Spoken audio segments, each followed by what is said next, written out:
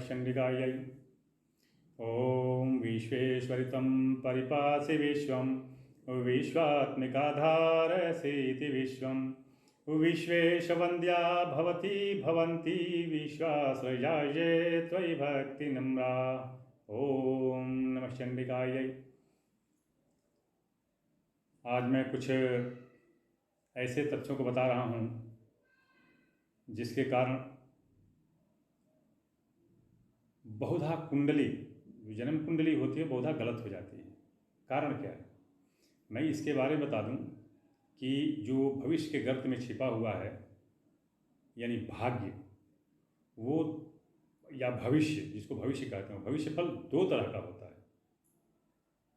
एक होता है दृष्ट, दृष्ट मतलब जो दिखाई दे, और एक होता है अदृष्ट, जो दिखाई न दे, छिपा हुआ। दृष्ट में क्या आता है, जैसे ग्रहण हो गया, उल्कापात हो गया, सरणिपात हो गया, वर्षा हो गई, इस तरह से ये जो दिखाई देने वाले हैं, चंद्र ग्रहण, सूर्य ग्रहण आदि, ये दृष्ट भविष्य वाले हैं, ये दृष्ट फल वाले हैं। और अदृष्ट में क्या हो गया, विवाह, जन्म, मृत्यु आदि जितनी ये सब चीज़ें हैं, ये जो है अदृष्ट हैं, ये दिखाई नहीं देती हैं, भविष्य में छिपी हुई हैं। तो इस प्रकार जो कुंडली में जो लग्न निर्धारण होता है, जो कुंडली बनती है, वो भी एक व्यक्तिगत होती है और एक सार्वभौमिक होती है। सार्वभौमिक कहने का तात्पर्य ये है कि उसमें समूह, एक राशि, जो खंड होता है, भूखंड, उसका होता है। तो जो पंचांग वगैरह आदि जो बनाए जाते हैं, वो जो होते हैं वो सार्वभौमिक होते हैं, वो एक राशि के लिए होते हैं, मतलब ढेर समूह के लिए होते हैं। तो इसलिए उनका निर्माण जो होता है वो चर पल इत्यादि उनका चरानयन करके और उनका चरपल वगैरह निकाल करके फिर राशियों का उदय अस्त देख करके फिर निकाला जाता है। जैसा कि वो कंप्यूटर में भरा गया है, जो डाटा कंप्यूटर में भरा गया है वो एक पूरे भूखंड के लिए होता है, व्यक्तिगत के लिए ऐसा नहीं होता है। व्यक्तिगत के लिए क्या होता है, इसके बताया भी गया है, शास्त्रों में भी, आचार्यों ने भी, ऋषियों ने भी बताया है इसको। मैं बता देता हूँ इसको कैसे। 12 राशियाँ 24 घंटे में व्यतीत हो जाती हैं, यानी 2 घंटे की एक राशि हुई।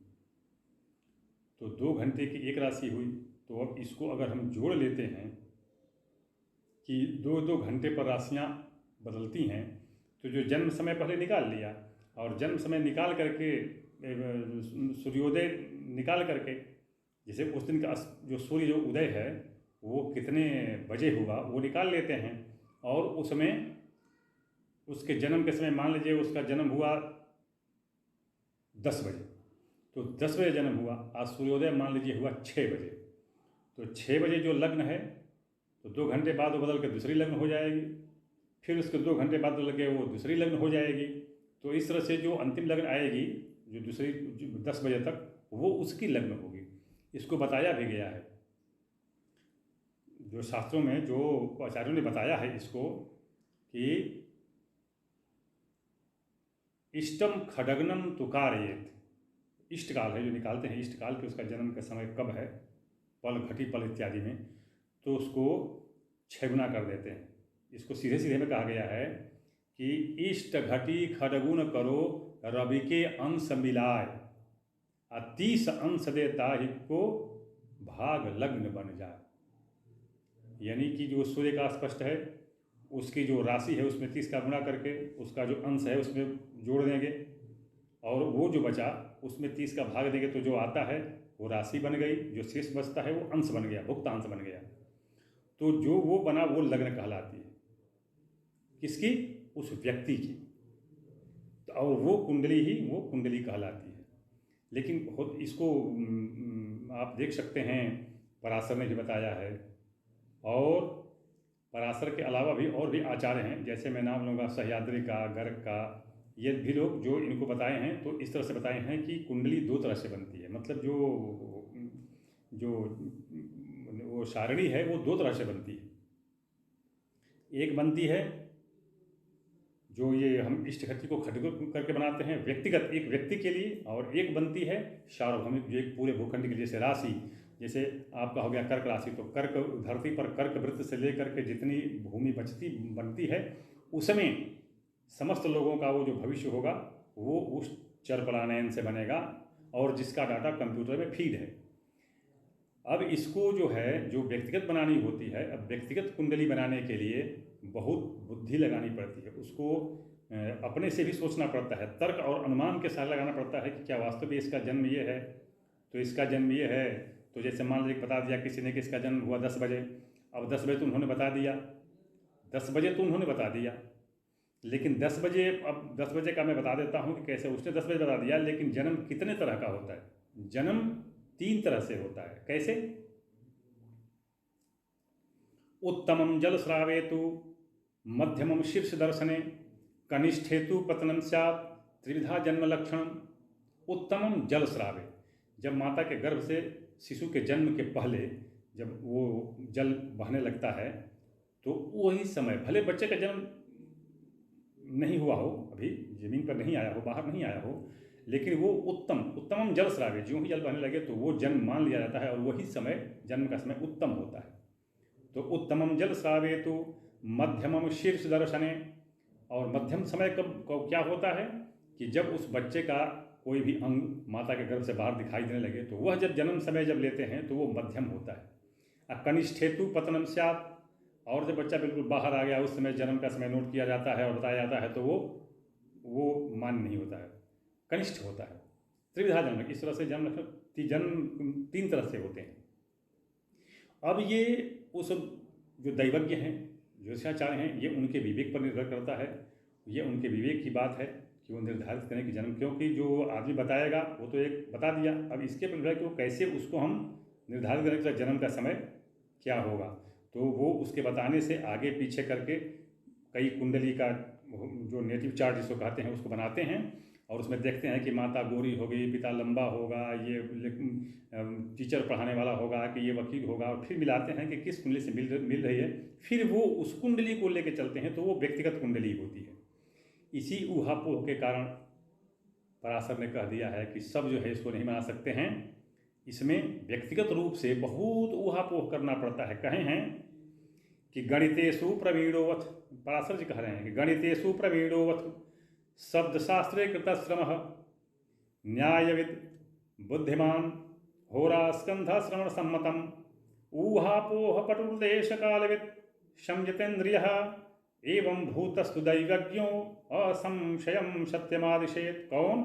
जो गणित शास्त्र में पढ़ी, जिसको गणित की बहुत अच्छी जानकारी हो, बहुत अच्छा ज्ञान हो गणित का, व्याकरण नव्य आदि में वो श्रम करने वाला हो, व्याकरण को खूब अच्छे से श्रम करने वाला हो, व्याकरण के हर एक भाग को जानने वाला हो, न्याय का जानकार हो, न्याय का जानकार हो कि क्या उचित क्या अनुचित, होरा स्कंध के श्रवण मनन में निष्णात हो, उसको श्रवण मनन, उसके आगे पीछे देखने का, उस पर विचार करने का उसके अंदर क्षमता हो।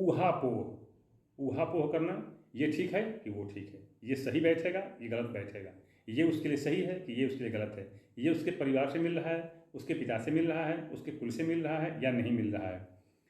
तो उसमें जो है बहुत अच्छा पटु हो, ऊहापोह करने में पटु हो। बताते हैं कि ऊहापोह पटुर देश कालविद, करने में पटु, देश काल के स्थिति, उसके पर्यावरण जलवायु इत्यादि का जानकार हो, जितेंद्रिय हो, ऐसे ज्योतिषी ही सत्य फलादेश कर सकते हैं और उन्हीं को वही सत्य भविष्यवक्ता हो सकते हैं।